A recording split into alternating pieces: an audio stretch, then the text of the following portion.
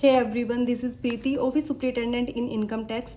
तो आज हमारा डेली स्टडी प्लानर का है डे 2। तो हिस्ट्री में हम महाजनपद की जो कैपिटल है वो यहाँ से याद कर ली थी। इसके बाद आता है यहाँ पे जैन धर्म। जैन धर्म और बौद्ध धर्म बहुत ही इंपॉर्टेंट है और इससे क्वेश्चंस बनते ही बनते हैं। तो यहाँ पे जैन धर्म के जो संस्थापक हैं वो हमें याद करने हैं। उसके बाद जैन धर्म में 24th तीर्थंकर है महावीर स्वामी, उनके बारे में हमें काफ़ी सारी चीज़ें पढ़नी है। यहाँ से हमें उनका बचपन का नाम क्या था। उसके बाद यहाँ पर एक टेबल बनाई है, उसमें है प्रमुख जैन तीर्थंकर और उनके प्रतीक चिन्ह। ये भी आपको याद होना चाहिए, जैसे ऋषभ देव का जो सांड है, ठीक है। महावीर का क्या है, महावीर का सिंह, ये काफ़ी इंपॉर्टेंट है। उसके बाद दो हमारी जैन धर्म में संगीति हुई थी, जो शताब्दी है कि कब हुई थी। उसके बाद उनका जो स्थल है कि वो कहाँ पर हुई थी। उसके बाद ये है कि इन संगीति में इनके अध्यक्ष कौन थे, ये आपको यहाँ से पता होना चाहिए, ठीक है।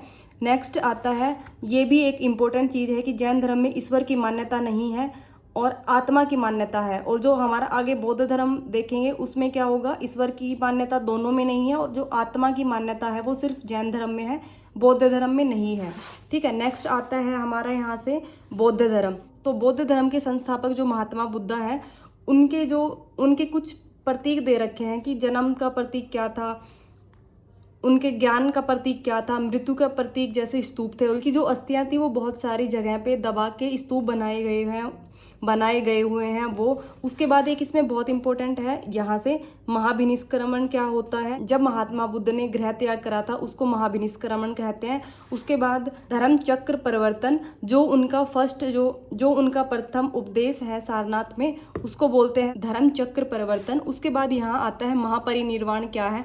जब उनकी डेथ हो गई थी, उनकी जब मृत्यु हो गई थी, उसको हम बोलते हैं महापरिनिर्वाण, ठीक है। उससे आगे जैसे जैन धर्म में 2 संगीति हुई थी, वैसे ही बौद्ध धर्म में 4 बौद्ध संगीतियाँ हुई है। तो उनका जो समय है, समय काल पता होना चाहिए। उससे नेक्स्ट उनके स्थान पता होना चाहिए। नेक्स्ट है अध्यक्ष और उसके बाद है शासनकाल कि किसके शासनकाल में हुई थी, ठीक है। तो जो ये थर्ड है अशोक वाली है, वो काफ़ी टाइम पूछी गई है। अशोक इसलिए भी इम्पोर्टेंट हो जाता है क्योंकि बौद्ध धर्म को बढ़ाने के लिए, उसका प्रचार प्रसार करने के लिए इसने बहुत सारी चीज़ें करी थी, ठीक है। यहाँ से ये 4th जो बौद्ध संगीति थी उसमें जो है बौद्ध धर्म हीनयान और महायान 2 भागों में विभाजित हो गया। उसके नेक्स्ट पेज नंबर 8 पर दिया गया है जो महात्मा बुद्धा के अष्टांगिक मार्ग थे, अहिंसा, सत्य, असत्य, अपरिग्रह, ठीक है, मद्य सेवन न करना, ये 8 हैं। तो ये आपको यहाँ से पता होना चाहिए। उससे नेक्स्ट आता है शैव धर्म, इसमें आपको कुछ भी नहीं करना है। इसके बाद जो मगध राज्य का उत्कर्ष है ये आपको करना है। इसके जो संस्थापक थे वो पता होना चाहिए। जब महात्मा बुद्ध की तबीयत खराब हो गई थी तो बिंबिसार ने अपना जो राज्य वैद्य था जीवक, उनको भेजा था। उससे नेक्स्ट ये क्वेश्चन बहुत बार रिपीट हुआ है, नंद वंश का अंतिम शासक घनानंद, ये काफी टाइम रिपीटेड क्वेश्चन। उसके बाद यहाँ से सिकंदर, इसके बाद 3-4 पॉइंट आपको याद कर लेने हैं। सिकंदर जो है वो अरस्तु का शिष्य था, ये हो जाएगा। उससे नेक्स्ट आता है मौर्य साम्राज्य। तो इसके जो संस्थापक थे वो चंद्रगुप्त मौर्य थे, ठीक है। चाणक्य के जो दूसरे नाम कौटिल्य और विष्णुगुप्त है, उन्हें पुस्तक लिखी थी वो अर्थशास्त्र है, ठीक है। बिंदुसार का जो अमित्र घात, बिंदुसार को शत्रु विनाशक बोलते थे, ये पॉइंट। इसके बाद बिंदुसार है जो आजीवक संप्रदाय का अनुयायी था, ठीक। आजीवक संप्रदाय के जो संस्थापक थे वो थे मखलीपुत्र गोशाल, ठीक है। यहाँ से हो गया। उसके बाद अशोक, मोस्ट इंपोर्टेंट है अशोक के बारे में। अशोक के जो अभिलेख हैं वो आपको पता होना चाहिए। नेक्स्ट ही पेज पे जो टेबल दे रखी है इसमें अशोक के जो 14 शिलालेख थे इनके बारे में ये टेबल दी गई है। तो जो 13th शिलालेख है, ठीक है, जिसमें कलिंग युद्ध के बारे में वर्णन है, ये काफ़ी बार क्वेश्चन आया हुआ है।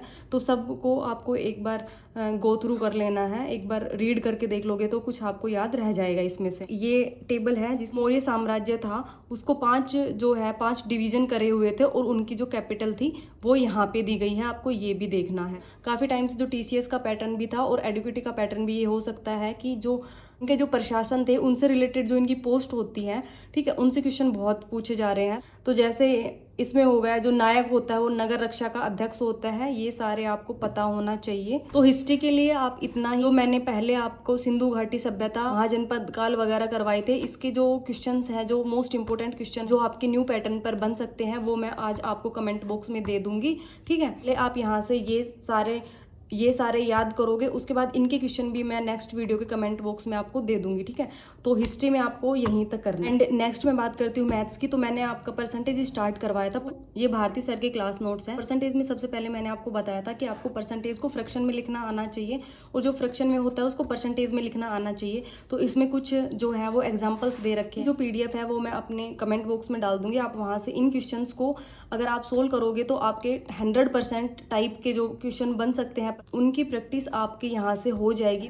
इन्होंने बहुत अच्छे से और हर टाइप के क्वेश्चन यहाँ पे दे रखे हैं परसेंटेज के भी। जो नेक्स्ट चैप्टर है वो लॉस एंड प्रॉफिट है, उसका भी हाफ चैप्टर के जो क्वेश्चंस बनेंगे वो मैं दे दूंगी, आप वहाँ से सोल्व करो। अगर कहीं पे आपको दिक्कत आ रही है, क्वेश्चन समझ नहीं आ रहा है, तो वो आप मेरे कमेंट बॉक्स में कमेंट करके मेरे से पूछ सकते हो। मैं जितना जल्दी पॉसिबल होगा मैं आपको बताऊंगी, ठीक है। अगर फिर भी ज़्यादा आपको अगर दिक्कत आ रही है, बेसिक समझने में दिक्कत आ रही है, तो आप भारती सर की जो यूट्यूब पर फ्री में क्लास अवेलेबल है वो देख सकते हो। हम स्टार्ट करेंगे प्रॉफिट एंड लॉस। तो इसका जो है हाफ चैप्टर मैं आपको कमेंट बॉक्स में डाल दूंगी, तो वहां से आप इसको सोल्व करो। नेक्स्ट रीजनिंग की कोडिंग और डिकोडिंग के क्वेश्चंस भी मैं आपको दे दूंगी। कंप्यूटर के मोस्ट इंपॉर्टेंट क्वेश्चंस हैं, डेली के मैं आपको 25 या 30 क्वेश्चंस दे दिया करूंगी।